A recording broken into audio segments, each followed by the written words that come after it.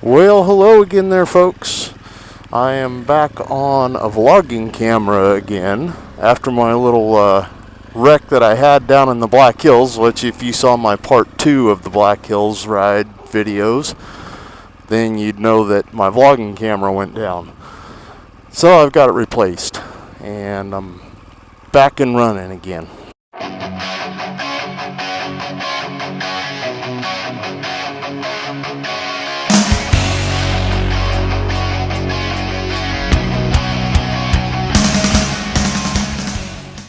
The thing that I wanted to talk to all of you guys about tonight was why I chose an adventure bike. Of all the motorcycles out there and all of the things that I've ridden in my life, why would I choose this particular kind of bike? And I've been asked that by numerous people that know that I came from a sport bike or racing background. And they say, man, we never thought of you as being a dirt guy. Why would you go into a dirt bike? And my response to them was, well, it's not really a dirt bike, and it's not really a street bike. In fact, it's probably the most unidentifiable bike, were it not for the name adventure bike, that you could have. It's kind of the Swiss Army knife of motorcycles. One of the reasons that I chose an adventure bike is that I wanted to have some versatility that I hadn't ever had before. I wanted to be able to ride off-road and on-road. And so when I first started researching what kind of motorcycles were available, I knew only two things. And that was that probably what I wanted didn't exist, and that if it did exist, it was either going to be a whole lot better at one and not very good at the other. And I got pleasantly surprised. My world of motorcycling pretty much existed only between dirt bikes and sport bikes. I knew the Harley was out there and everything, but I never really had any interest in them. And so those were the two that I was kind of narrowing it down to. And everybody knows what a KLR 650 is. Man, look at how pretty this place is. Wow, what a beautiful little home. In any event, Kawasaki, that's kind of been their dynamite thing in the dual sport world, which is on-road and off-road for those of you that don't know. They call that dual sport. Adventure bike is kind of like taking the weight of a touring bike, but then making it off-roadable.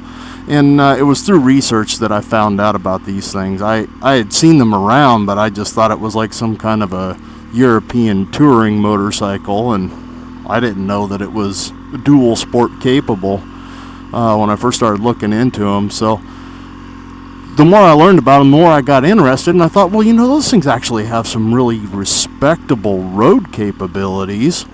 I wonder if they do any good off-road, which was kind of a second thought to me because I'm not a big off-road guy. I never really have been.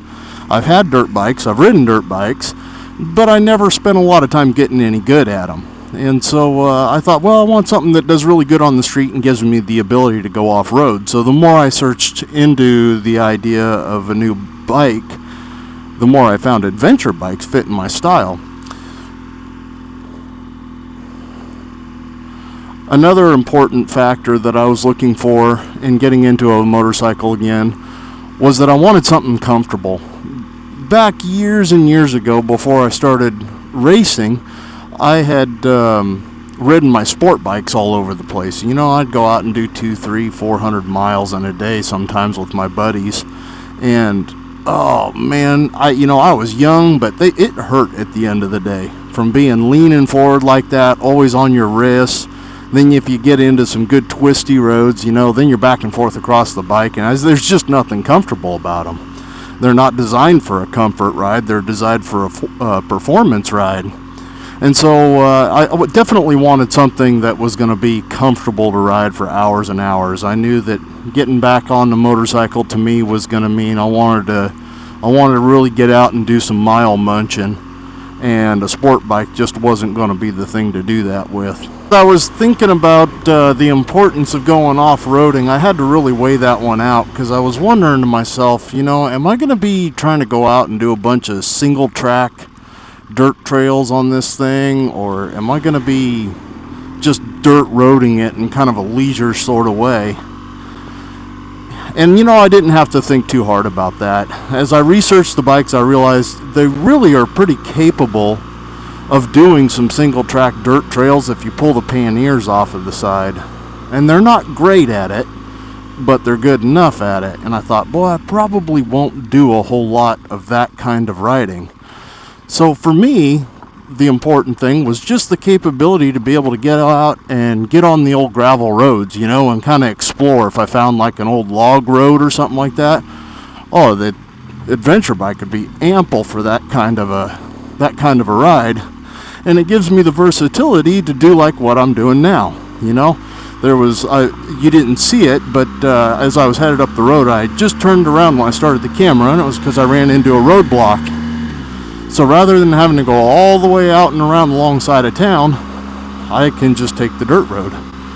And the bike is good, the bike is solid, the suspension has got ample amounts of suspension travel to handle even jumping it. You know, I've jumped it a couple times, nothing big, not huge air, but still jumped it up off of the ground. And so the bike is plenty for the guy or gal that's out and into the idea of touring, but wants to have the ability to take the dirt road and the Jeep trails and things like that, minus the rock crawling, of course. Another example of why an adventure bike is really such an awesome kind of motorcycle to have, because the versatility is there. I'm probably riding more like 60-40 right now. And the tire setup I've got works great for doing that, and the bike is just tailor-made for it. There are small differences between all of them, and they are all good bikes. So what it boils down to is comfort levels. Do you like where the controls are? Do you like how they feel? Is your body the right size for the bike that you're looking at? Does that bike offer the options that you want? And for me, that was the BMW. I have a dealership back home in Grand Junction that those guys were absolutely awesome to me. And so when I was going through the process, they also had the KTMs down there, and I was kind of on the fence between a KTM and a BMW. And they gave me the opportunity to take them out and ride them. They said, here, you know, sit on it, get comfortable, find out what you like, what you don't like. And having been given that opportunity, I can't say enough for the guys down there at Grand Junction, BMW, KTM. They were awesome to work with, and they gave me the opportunity to pick out a bike that really fit me. The BMW had a ton of riding options, had automatic suspension adjustments and stuff like that, and I'm pretty fortunate that I was able to buy one. I feel like a very fortunate man.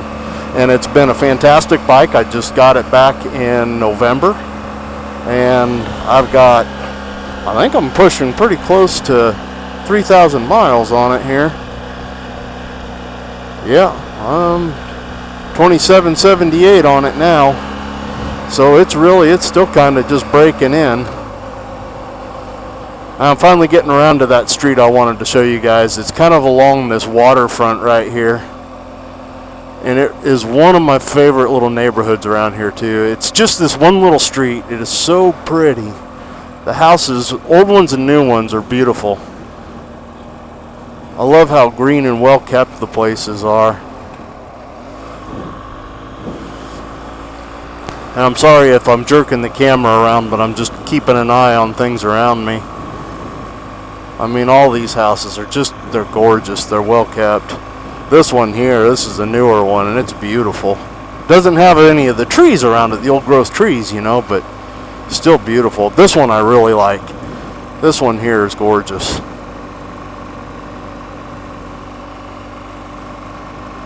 Heck, they're all gorgeous down this little road here. And I know we're not seeing anything over on the right-hand side of the road right now. They are all equally as gorgeous. I'll turn around and give you a look at those here when we come back. We'll come back the same way.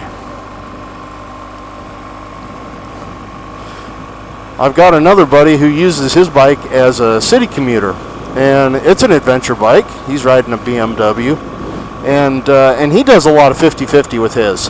He's doing city commuting on it, but he's also doing some dirt rides on the weekends, and he's really enjoying it from what I understand. I haven't spoken with him a whole lot. I'm sure, as most of you know, with the modern age, so much of our conversations anymore are done with text messages, and you just don't get as thorough having a conversation with somebody through a text message. But so far he seems to really be enjoying that bike. And then you guys have seen me on rides with another buddy of mine who just recently had picked up the Honda Africa Twin, and he's loving that bike so far. And they've got the road all flooded out and everything. I don't know where all the water's coming from, but it must be coming from Montana, because we just haven't had that much rain around here to create that kind of flooding.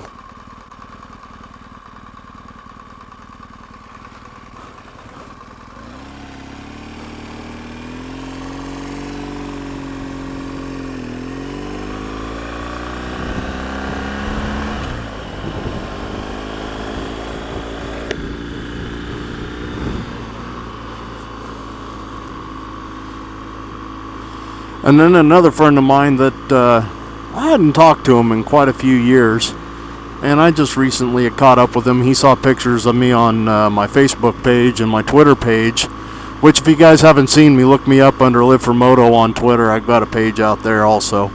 But he had seen some of my pictures on there, and he says, "Hey man, you joined the Adventure Club."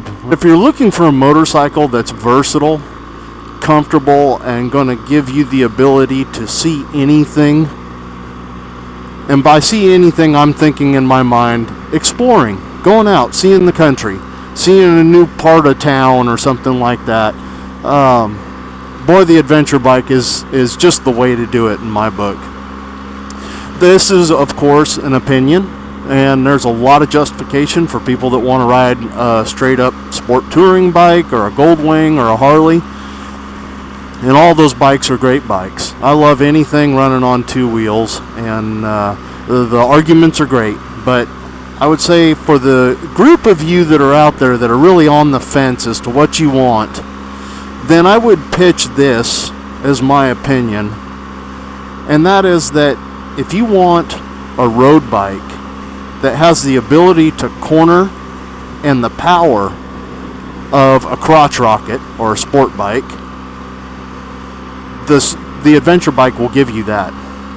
If you're a dirt guy who wants the ability to go out and hit the dirt roads and run the trails, not be real super aggressive with it, but you want a bike that's capable of getting you through that kind of stuff, yet you can still ride it on the pavement to get there and you've got a little carrying capacity, then the adventure bike is for you guys.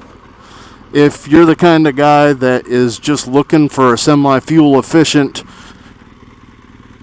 vehicle, motorcycle for getting around town, it's going to be kind of an urban ride for you, but you need to be able to carry, I don't know, your briefcase or some stuff for work, or maybe some overnight bags, or who knows what you got. Well, then I would say probably an adventure bike is good for you also.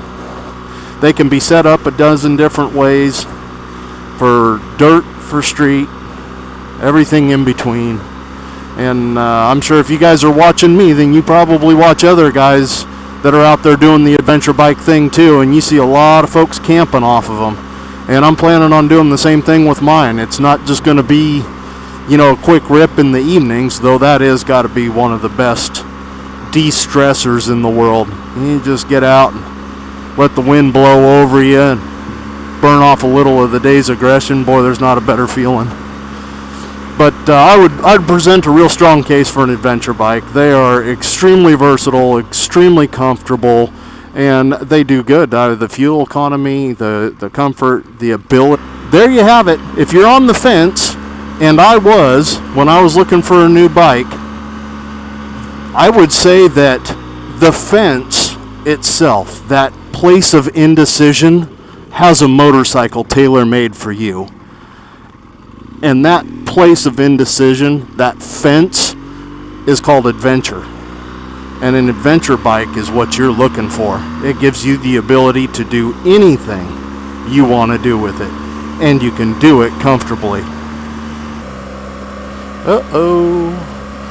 Bad boys, what you gonna do? What you gonna do when they come for you? Bad boys.